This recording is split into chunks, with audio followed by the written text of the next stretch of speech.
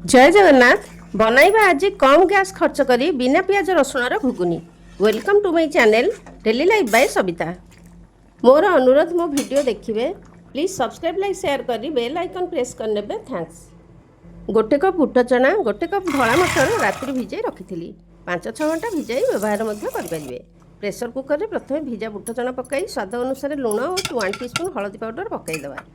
जेकोसी बोल भिजा मटर पकाई स्वाद अनुसार लुण 1 टीस्पून हलदी पाउडर पकाइबा ताकू कभर करवा नहले बुट चना सिझाई पानी मटर सिझारे मिसीज।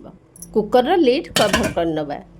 गैस ऑन करी मीडियम फ्लेम रे 4टा हुइसिल देबा परे गैस ऑफ करी ठंडा करनबा। सिझाइला बेले मटर और चना रे बुड़िला परे पानी देबे, बेसी पानी देबेनी। स्टैंड ऊपर बोल रखि परिबे, तळे चना थिबारु स्टैंड रे आवश्यकता पड़ेनी। कुकर ठंडा हो गलानी, कभर बाहर करवा। देखंतु मटर बोल कभर ऊपर बुट चनार पानी देखा जाउछि। केयरफुली ऊपर कभर बाहर करवा। स्क्रीन रे देखि पारुथिबे मटर किपरि गोटा गोटा होई परफेक्ट सिझिछि। सिझा मटर पात्र को बाहर करनबा। बुट चना मध्ये गोटा गोटा होई देखा जाउछि। चेक करवा बढ़िया बुट चना सिझिछि। बेले बेले मटर सिझाइले बेले मटर बेसी सिझि जाए। एहीपरि बुट चना मटर कम गैस खर्च करी कम समय रे कुकर रे बुट चना और मटर बढ़िया सिझि जिवो। बिना पियाज रसुण बुट चना मटन मिसाई घुगुनी बनाइबा 2टी टमाटो 2टा कंचा लंका 1 इंच अदा ग्रेटर मेसिन रे पकाई मु ग्रेट करी नैछि। गैस ऑन करी कड़ाई रे 2 टेबलस्पून तेल पकाई गोटे कंचा लंका 1 टीस्पून जीरा पकाइबा।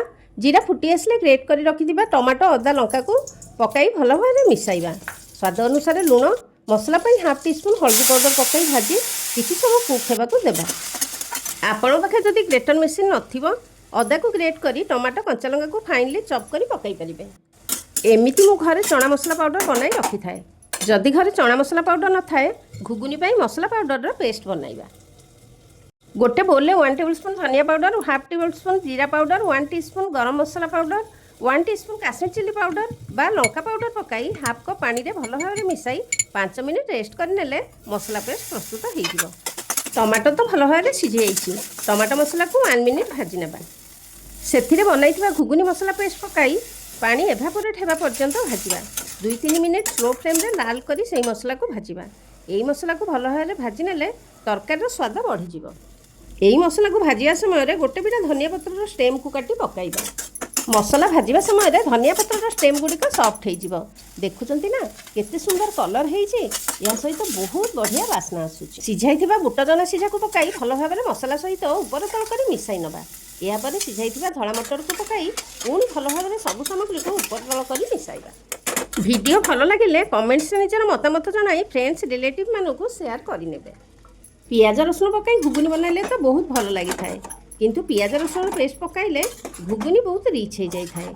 एही समय रे 1 टीस्पून चना मसला पाउडर बा गरम मसला पाउडर मिसाई नबा।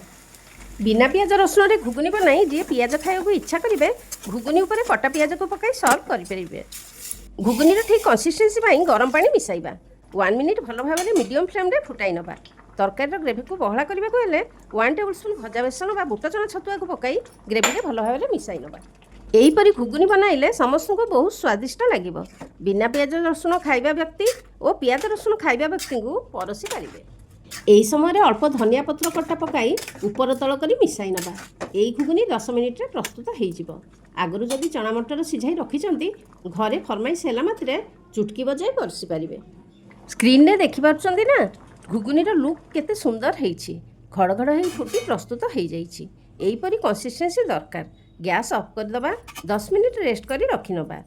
ढेर सारा कटा धनिया पत्र पकाई सजाई दबा। परसिया पूर्वरु धनिया पत्र को मिसाई सर्व करबा।